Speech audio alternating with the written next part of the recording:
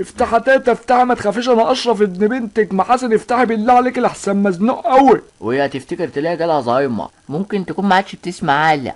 تيتا عجوزة بس صحتها بوم. الله يرحمها بقى.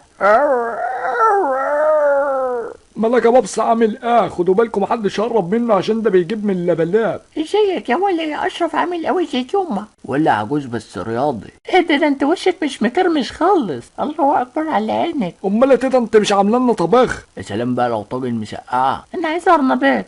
ولو مش عامله طبيخ ممكن نذبح الكلب اللي بره ده وتعملوا لنا حواوشي. قعدت تنبر وتقول هنتغدى عند تاتا، طردتنا في الاخر. ده ما انش عليها تدينا حتى 5 جنيه. شكلها بيموت على الجنان. وهي يعني جايبه الجفا من بره؟ قصدك ايه يا عم محمود ركا؟ انتوا على جرع. شايف اكون انا كل ده عامل له احترام لاجلك يا جدع. حبيبي اشرف طول عمرك نخوه جدع. امال احنا مش هناكل؟ انا هموت من الجوع، هنعمل ايه؟ ناكل تقطيع. انا بقى نفسي في اكلة شبار بطرخ كنا. جيتي على الجرح انت. طب هنجيب ازاي واحنا مقشفرين ومعناش ولا نكلع؟ هنستلوى على اي حد من صحابنا المريشان، وده نجيبه منين؟ ده احنا كل اصحابنا ضربهم السلك. احنا ممكن نخش فرح وناكل في جاتوه. كل الوقت بيسترخص وما بيقدمش جاتوه، بيقدموا بطون استلاء. وانت يوم فرحك اشوف هتقدم ايه؟ سندوتشات جبنه بالطماطم.